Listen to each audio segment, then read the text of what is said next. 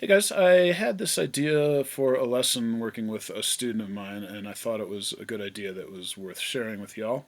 I actually started doing this concept when I was in music school, and what would happen, we were studying jazz, and the professor would make us play the melodies to jazz songs, but he'd make us do it in different keys. And for guitar players, that's almost ridiculously easy because all you have to do to play a melody in a different key is to just shift it over by a fret or whatever. And it kind of, in a way, defeated the whole purpose of the exercise. So the way I used to kind of adapt that exercise for myself was to take the same melody and figure out how to play it in as many different fingerings as possible, as many different places on the fretboard as possible. In the process, it sort of got me thinking about where the chord tones fall within a melody, and then kind of seeing how all those chord tones fit together on the fretboard. So it really helped me learn the fretboard way better.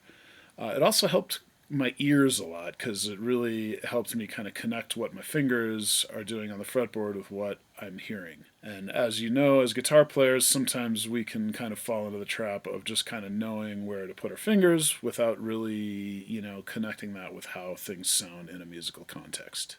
So I chose the melody to Bathtub Gin here because, at least if you're a Phish fan, you probably know this melody pretty well. It's a super catchy little melody.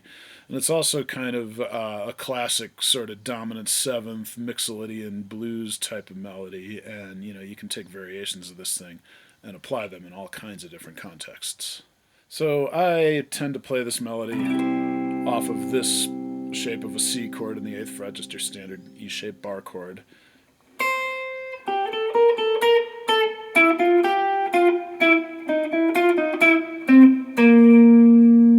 So I think the best first step here is to identify where the chord tones sit within the melody. So the melody starts on the root and then immediately goes right down to the 5th. So that's a good kind of starting point. Walks up from the 5th to the 6th and 7th and kind of rocks back and forth between the 6th and 7th. And then it falls down to the major third here, and you're kind of doing this surrounding that major third with the notes on either side of it, ending with the lower octave of the root, and then the flatted 7th 2 frets below that. So as we go through these, I'll start with each position and we'll kind of identify where those all sit. So I think the easiest way to conceptualize this thing is using the caged system shapes. For a C chord, the first caged shape that I get is here in 3rd position, A shape. And I can play this melody in 2 different octaves around this position. If I start by grabbing the root, it's actually out of the position, but it's just this one note. And then from there, I can drop down to the 5th here. I got a 3rd here, root here again, and the flatted 7th just below that. So I get.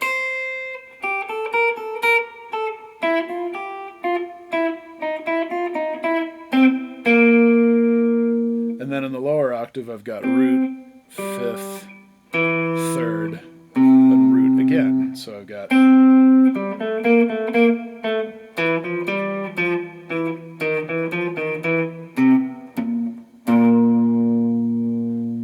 Now moving up through the cage shapes, the next one is G, falls here, 5th position.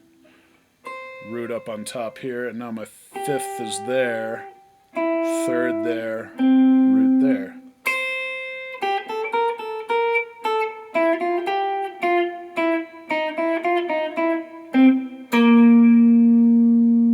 And then in the lower octave, I've got root, 5th, 3rd, root again.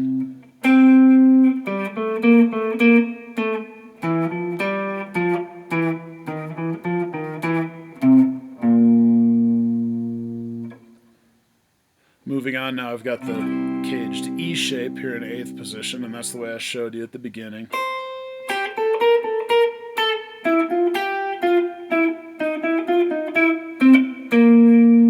And then for that lower octave, I've got root there, 5th, 3rd, root.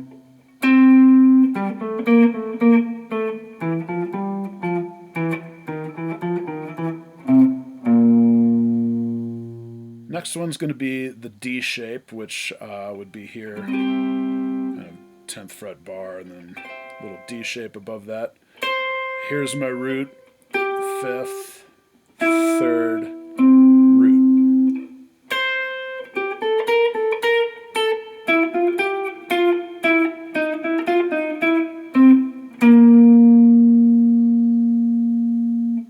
And in the lower octave, I've got root, 5th, 3rd, root.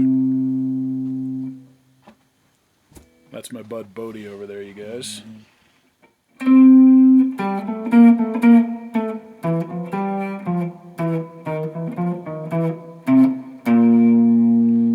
So in some of these cases, you'll see I kind of have to reach out of the position to accommodate either the highest or the lowest notes of the phrase, but I'm still kind of seeing it around that whole position. Okay, so that was the D shape. Now we're getting up to the C shape. This is kind of the last one of these. C shape, of course, would fall right here on the 12th fret with your C right there. Here's your root, 5th, 3rd, root again.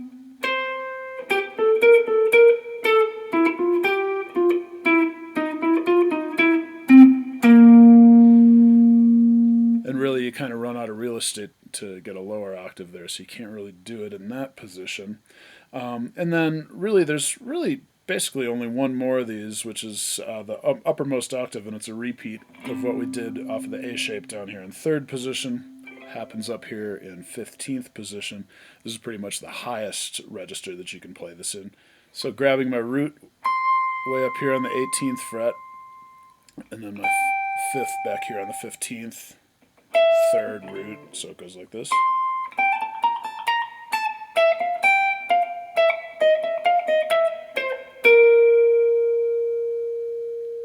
So again, this is a great exercise with really any melodies that you're working on. Find as many different ways as you can to play that melody, doing different octaves, different locations on the fretboard, and all the while trying to identify as you go through where the chord tones are within that melody and using those as kind of landmarks to help get yourself situated. There is a PDF that I made that has all of these mapped out for you. You can go ahead and grab that. I'll put a link in the description of this video.